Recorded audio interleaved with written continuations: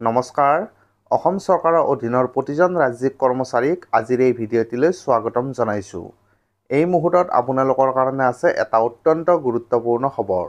অত্যন্ত বুলি এই কাৰণে কৈছোঁ যে যদিহে আপোনালোকে এই খবৰটি নাজানে তেনেহ'লে হয়তো আগষ্ট মাহৰ পৰা আপোনালোকৰ দৰমহা বন্ধ হৈ যাব পাৰে।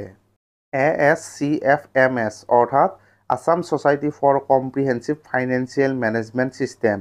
এইটো হৈছে ফাইনেন্স ডিপাৰ্টমেণ্টৰ এটা ৰেজিষ্টাৰ্ড ছ'চাইটি আৰু এই ৰেজিষ্টাৰ্ড ছ'চাইটিৰ ফালৰ পৰা প্ৰতিটো ডিপাৰ্টমেণ্টৰ ছিনিয়ৰ মোষ্ট ছেক্ৰেটেৰীলৈ এখন অতি গুৰুত্বপূৰ্ণ চিঠি প্ৰেৰণ কৰা হৈছে।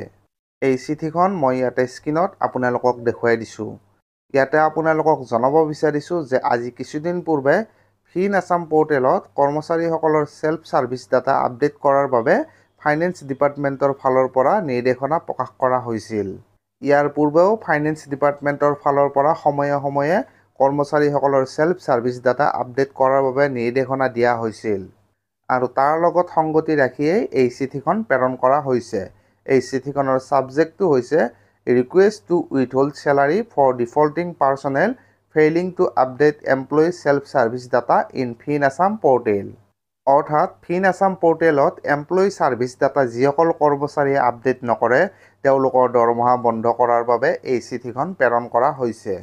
এই চিঠিখনত কোৱা হৈছে with reference to the subject cited above I am directed to inform you that the matter regarding the update of employee self service data in the Fin Assam portal has been requested from finance department from time to time.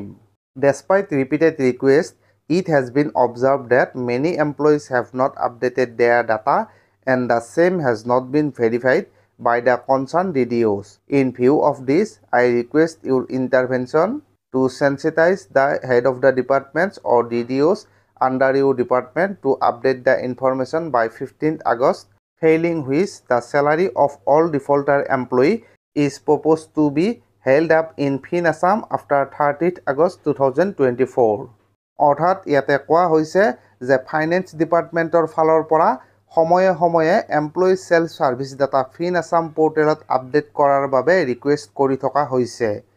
বাৰম্বাৰ অনুৰোধ কৰাৰ পিছতো এইটো লক্ষ্য কৰা হৈছে যে বিভিন্ন কৰ্মচাৰীয়ে তেওঁলোকৰ ডাটাসমূহ আপডেট কৰা নাই অথবা সেই ডাটাসমূহ কনচাৰ্ণ DDOৰ দ্বাৰা ভেৰিফাই কৰা হোৱা নাই।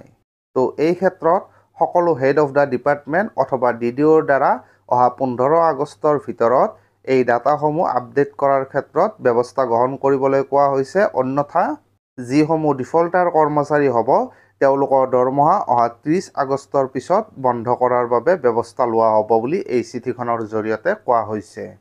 তো এয়া নিশ্চয়কৈ প্ৰতিজন ৰাজ্যিক কৰ্মচাৰীৰ বাবে এটা অত্যন্ত গুৰুত্বপূৰ্ণ খবৰ।